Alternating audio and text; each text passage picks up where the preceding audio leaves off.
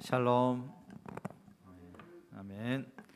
주 안에서 주님이 주시는 평안을 누리길 원합니다.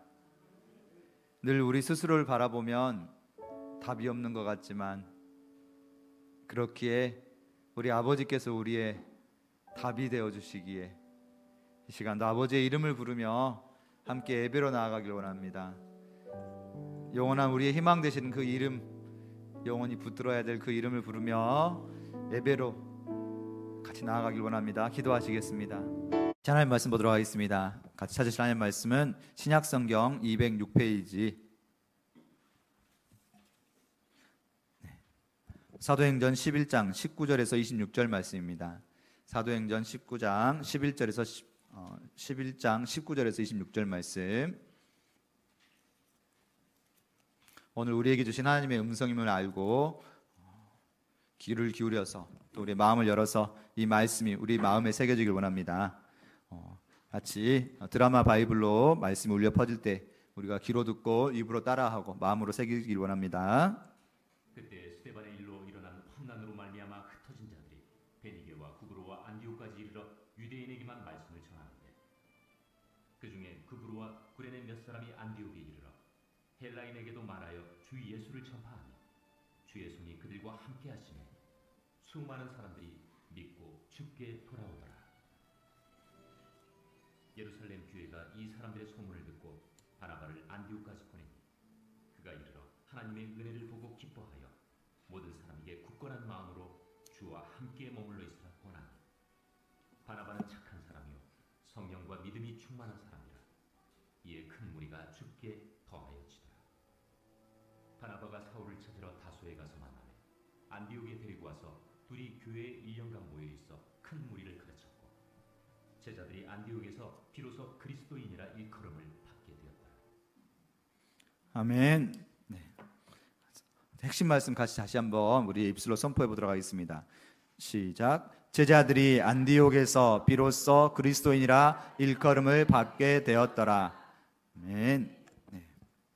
제자들이 안디옥에서 비로소 그리스도인이라 일컬음을 받게 되었더라. 네, 이 말씀을 가지고 오늘 우리에게 주신 하나님의 말씀, 하나님의 음성 들을 수 있도록 하겠습니다. 말씀 제목을 같이 읽어볼까요? 시작. 비로소 그리스도인이라 불리는 삶. 네, 비로소 그리스도인이라 불리는 삶. 네, 그리스도인이란 말이 참 오늘 중요하게 같이 살펴보았으면 좋겠습니다. 계속 예수를 따라다녔지만 이전까지는 그리스도인이 아니었는데 비로소 이제 시작되어 그리스도인이라고 불리게 되었더라. 어떻게 그렇게 되었는가? 언제 그렇게 되었는가? 지난주에 우리는 마중교회의 2023년 목표를 바라보면서 주님께서 꿈꾸시는 교회, 그래서 주님께서는 어떤 교회를 꿈꾸고 계실까? 네, 그래서 그렇게 같이 살펴보았던 것 같습니다. 먼저는 너희에게 평강이 있을지어다라고 말씀하시면서 하나님의 그 평강이 우리 안에 회복되어지고 우리 가정과 우리가 가는 곳에 하나님의 평강이 회복되어지는 삶, 회복되게 하는 교회. 먼저 우리가 회복되어지는 교회. 두 번째는 아버지께서 나를 보내신 것 같이 나도 너희를 보내노라 라고 하시면서 보내다 할 때 선교라는 단어랑 같은 단어라고 했죠.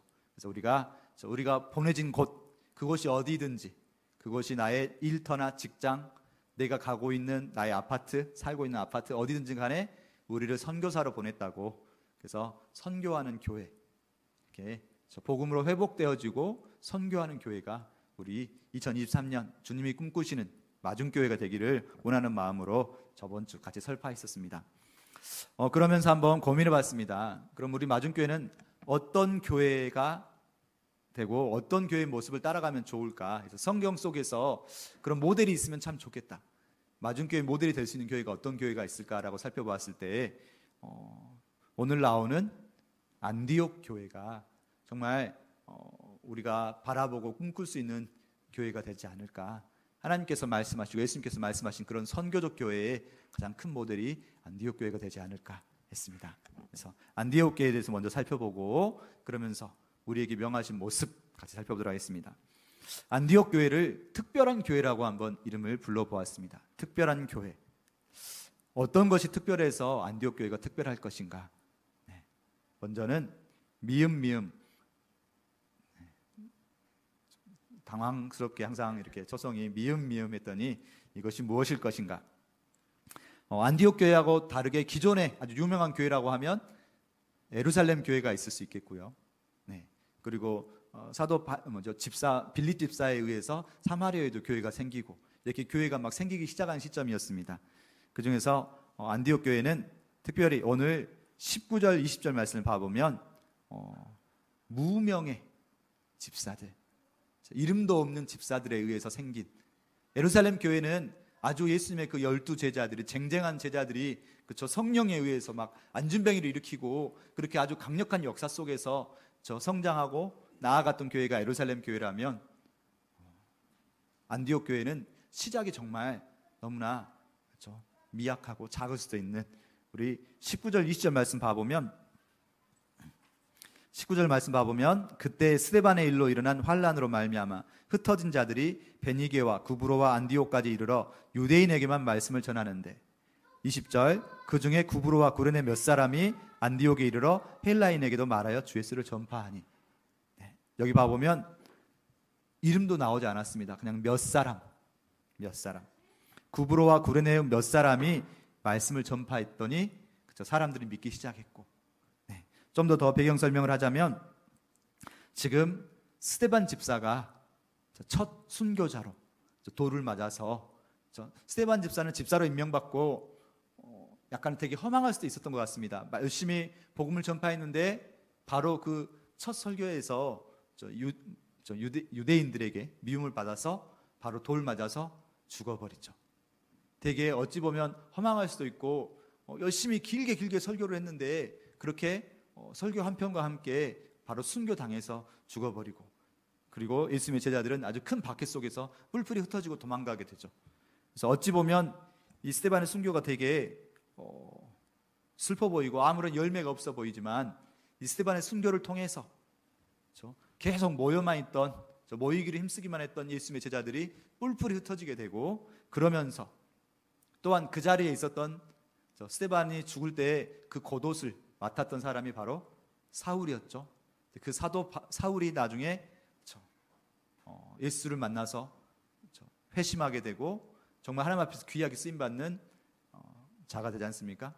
스데반의 그런 순교가 정말 헛되지 않았다라고, 그렇죠? 이 스데반의 순교로부터 시작돼서 제자들이 뿔뿔이 흩어지는 그런 것을 바로 디아스포라라고 하는데, 하나님께서는 이렇게 큰 고난을 통해서도 더 큰 그런 역사를 이루어 가시는 것 같습니다. 오늘 봐보면 스데반의 순교를 통해서 일어난 환란이 이제 스데반의 그 순교를 통해서 막 뭔가 새로운 역사가 일어나기 시작하죠. 그 중에서 흩어진 사람들이 뿔뿔이 다 흩어지는데 베니게와 구브로와 안디옥, 지금으로 보면 터키 지역에 소아시아 지역에 예루살렘에서 아주 200km 멀리 떨어진 곳까지 제자들이 막 도망가고 숨고 자신들을 핍박한 사람들을 위해서 도망갔다가 그 중에서 몇 사람들이 유대인에게만 말씀을 전했다. 성경을 잘 알고 있고 기존 신자라고 생각될 수 있는 그런 사람들에게만 복음을 전하다가, 근데 몇 사람이 꼭 예수님 하나님을 잘 알고 있는 사람뿐만 아니라 다른 사람들, 이방인들, 혹시 지금으로 치면 불신자들이 되겠죠. 불신자들에게도 복음을 전하기 시작하는 거죠. 이 모습을 보면서 혹시 마중교회도 제 마음에, 그렇죠? 혹시 기존에 믿음이 있는 사람 중에서 누가 이렇게 오는 것을 기도하고 있지는 않았었는지, 그렇죠? 더 열심히 하나님 모르는 사람들에게도 복음을 전파해야겠다는 그런 도전을 받았습니다. 물론 우리 주일학교는 전혀 한 번도 복음을 듣지 못한 친구들이 지금 전도돼서 오고 있거든요. 그래서 마중교회라는 이름을 지었을 때, 그렇죠? 마중이란 말은 웰컴, 정말 하나님 모르는 사람들이 하나님에 대해서 알아가고 환영받는 거니까 정말 우리 마중교회의 목표가 더 이방인들에게, 불신자들에게 더 많이 기도하고 불신자들이 찾아올 수 있는 곳으로 더 많이 기도해야겠다라는 그런 도전을 받았습니다. 아멘. 네, 또한 이렇게 저 몇몇 사람들이 이방인에게 말씀을 전하였을 때 그 이름도 나오지 않는 사람들을 통해서 헬라인의 이방인들의 많은 사람들이 21절 수많은 사람들이 믿고 주께 돌아오더라. 주의 이름을 선포했을 때 성령이 역사하셨겠죠. 그래서 그 역사 속에서 수많은 사람들이 돌아오기 시작하고 그렇게 안디옥 교회가 시작됐습니다. 또한 23절 봐보면 예루살렘 교회에서 안디옥에 믿는 자들이 많아졌다는 소문을 듣고 뭔가 지도자를 파송하게 되었죠. 강력한 지도자가 많았던 예루살렘에 비해서 한 사람을 선파하죠. 바로 그 사람의 이름이 바나바였습니다. 바나바. 그래서 두 번째로 안디옥 교회의 특징을 히읗 쌍기역으로 생각해 보았습니다. 안디옥 교회의 특징은 강력한 지도자가 앞에서 이렇게 막 이끌고 가는 게 아니라 함께 세워져 가는 교회. 아까 처음에 몇몇 사람들, 이름도 없는 무명의 사람들로 시작됐다고 했죠. 안디옥 교회가. 그리고 바나바를 파송했습니다. 왜 바나바를 파송했을까요? 바나바가 정말 예수님의 12제자에 속하는 막 그런 아주 권능이나 뭔가를 가지고 있는 사람은 아니었습니다. 바나바는 성경에서 뭐라고 설명되어 있냐면 바로 그 다음 말씀 봐보면 착한 사람이다. 성령과 믿음이 충만한 사람이다. 네.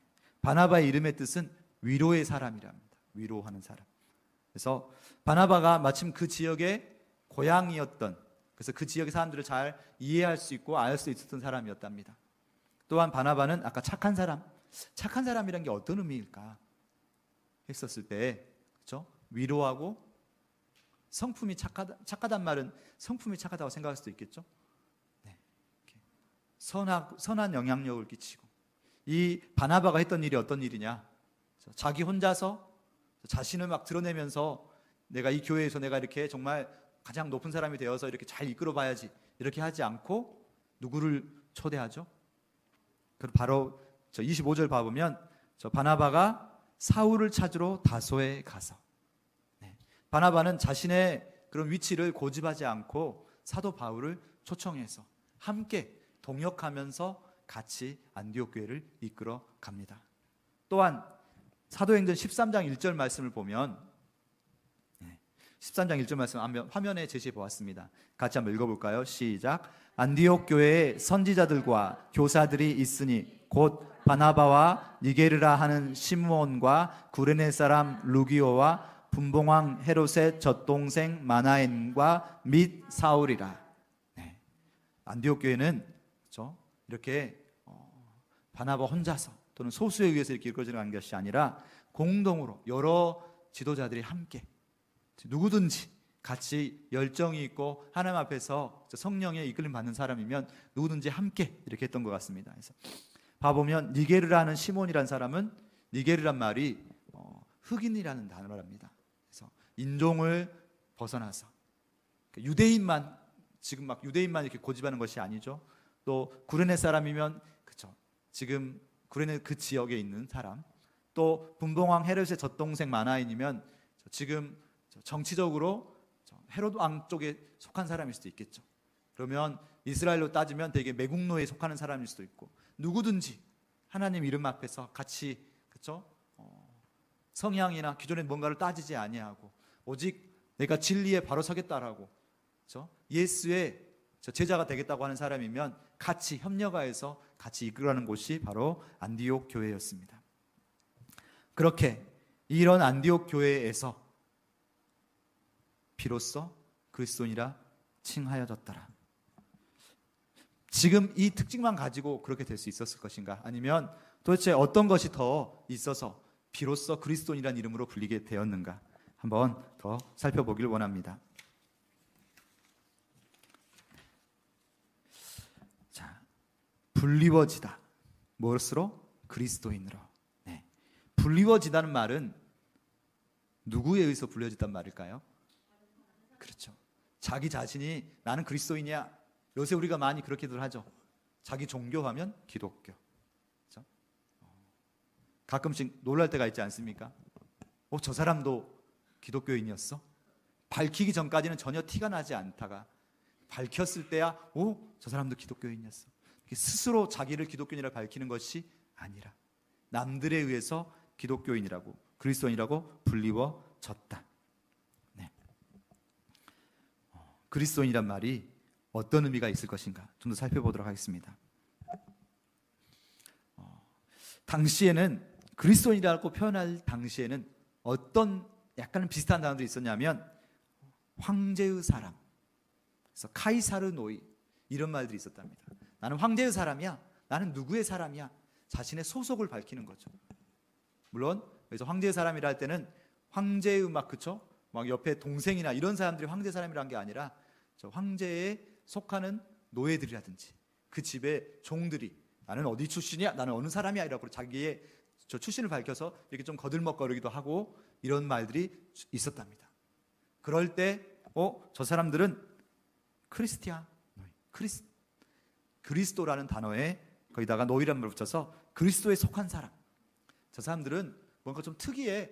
그래서 저 사람들은 그리스도에 속한 사람입니다. 일단은 그렇게 불렸다는 것 자체는 특이하다는 것이 되겠죠. 남들하고 뭔가 구별되는 그런 모습이 있으니까, 남들하고 구분되고 구별되니까 저 사람들은 특별한 사람이네, 어떤 사람이지? 그럼 저 사람들이 그리스도인이라고 이렇게 불렸겠죠. 그리스도인.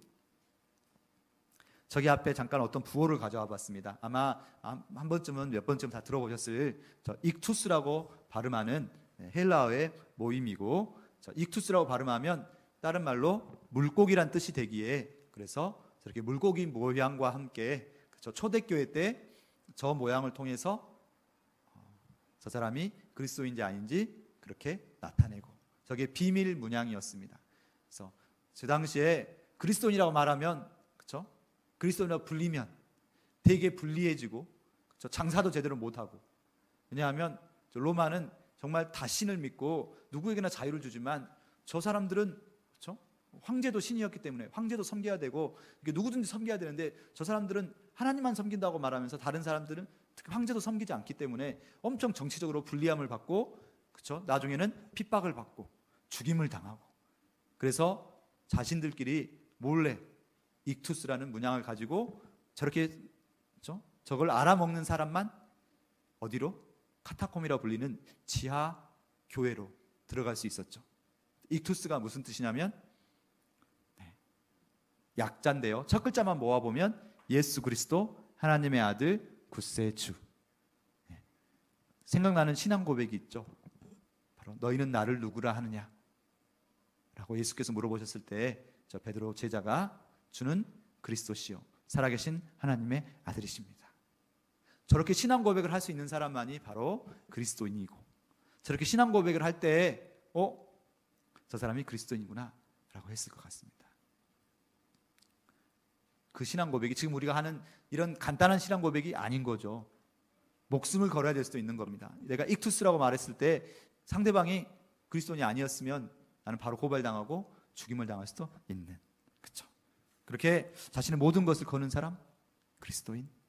네. 구분되는 사람, 그리스도에 속한 사람, 그리스도인.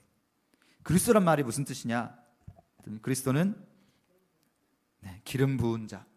그래서 우리의 신앙 고백의 기초가 되고 있는, 그렇죠? 그 개혁 신학의 그리스도라는 의미를 따져보면 예수 그리스도는 선지자이시고 제사장이시고 왕이시다. 그렇죠? 그래서 선지자로서 우리에게 복음을 선포하시고, 제사장으로서 자기 스스로를 하나님 앞에 제사를 드리시고, 왕으로서 영원히 우리를 통치하시는 분. 네.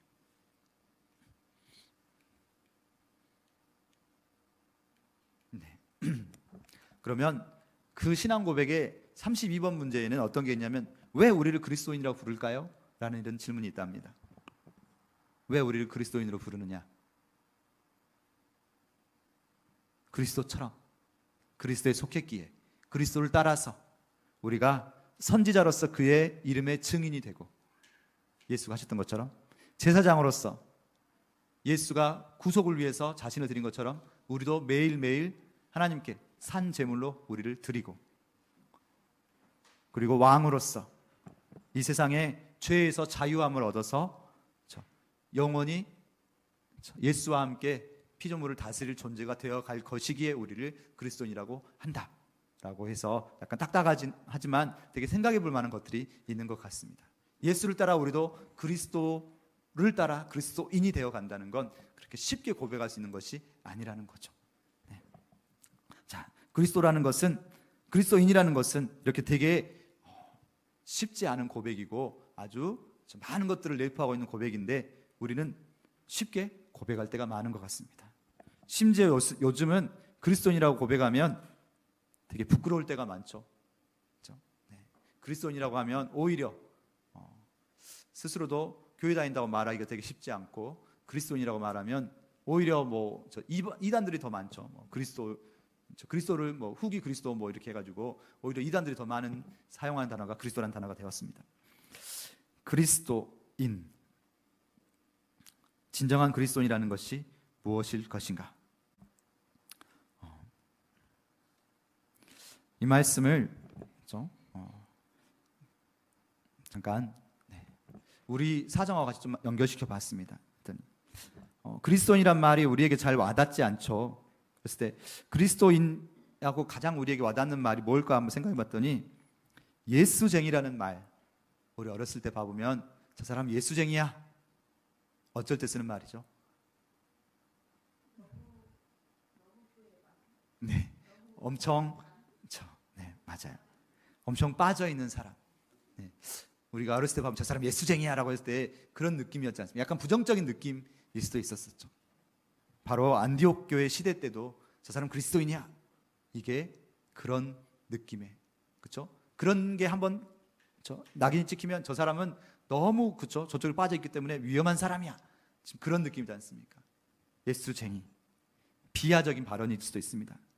근데 당시에도 그리스도인 되게 비하적인 발언이었고, 바울이 나중에 자신을 변호할 때 아그리빠 왕이 네가 몇 마디 말로 나를 그리스도인으로 만들려고 하느냐라고 이렇게 막 조롱하면서 했던 말과 같을 수도 있습니다.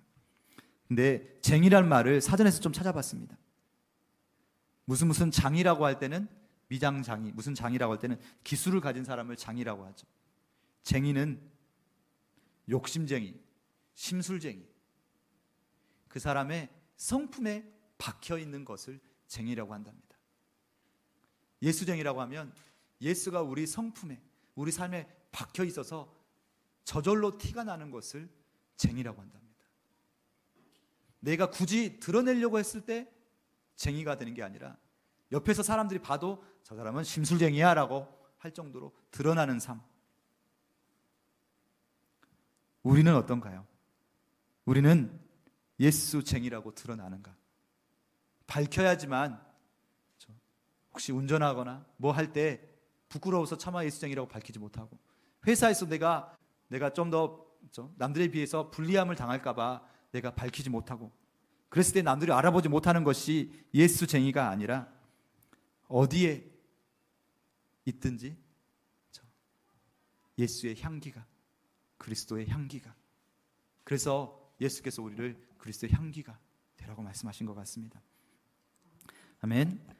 그래서 성경에 봐보면 오늘 말씀에서, 본문에서 그리스도인이 되어 가는 삶을 약간 발견할 수 있었던 것 같습니다. 그래서 안디옥 교회가 아까 그런 특별한 모습을 통해서 그리스도인으로 불려지긴 했는데 처음부터 그리스도인으로 불려지지 않았지 않습니까? 그래서 오늘 본문 말씀 봐보면 어떤 모습을 통해서 그리스도인으로 성장해 가는가.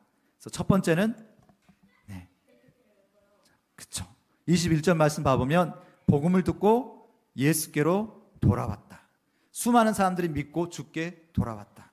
그래서 주께 돌아왔다는 이 한 단어를 한문으로 바꿔보면 회개라고 생각할 수 있을 것 같습니다. 기존의 삶에서 돌아서서 새로운 삶을 살아가는 삶, 회개의 삶을 살아가고, 또한 23절 말씀 봐보면 바나바가 와서 사람들에게 뭐라고 권면을 하냐면 굳건한 마음으로 주와 함께 머물러 있으라. 내가 하나님 믿겠다고 하고 돌아섰지만 자꾸 상황에 따라서 흔들리지 말고, 그렇죠? 예수 안에 머물러 있어라. 예수 예수가 바로 복음이고 말씀이지 않습니까? 말씀이 육신이 되어 우리 가운데 거하신다 했으니 그 말씀 안에 뿌리를 박아서 내가 말씀으로 약속을 잡고 그 말씀 안에 계속 견고하게 버텨내는 삶, 그것이 또한 그리스도인이 되어가는 삶일 줄로 믿습니다. 아멘.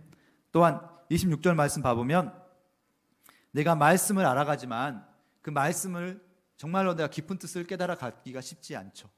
그래서 말씀 속에서 내가 더 배워야 하고, 그래서 하나님께서 보내주신 그런 종들을 통해서 더욱더 말씀을 깨달아가고 말씀을 알아가는 삶, 그래서 주의 예수의 말씀을 배우며, 그리고 29절 30절 말씀 봐보면 오늘 말씀에서는 안 나왔지만 직접 실천하는 삶.